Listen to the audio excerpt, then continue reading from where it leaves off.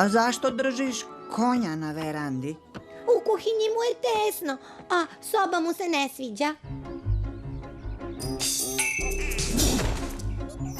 Počet ćemo s radošću i dobrim namerama, osmesi su poželjni ko pred kamerama. Dodat ćemo malo sreće u posudu plitku i ljubav kao začin tom čarobnom napitku. Probajmo jer možda treba ljubavi još. To nije teško, ništa nije teško, samo treba voleti. Treba voleti i greškama odoleti. Život mnogo lepši je kad sreća se deli, tako svako treba da proživi život celi. Ne treba se mučiti mislima ružnim, učinit ćete sebe, a i druge vrlo tužnim. U svakom trenutku zabavu napravi, svaku dobru vest ti bučno proslavi.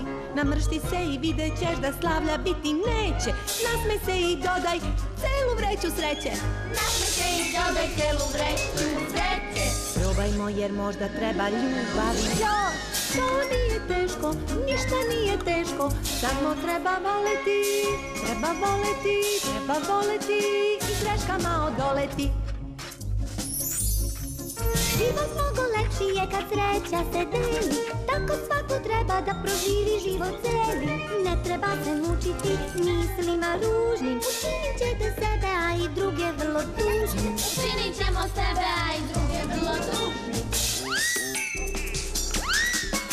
U svakom trenutku zabavu napravi, svaku dobru vest ti bučno proslavi. Namršti se i vidjet ćeš da slavlja biti neće, nasmej se i dodaj celu vreću sreće.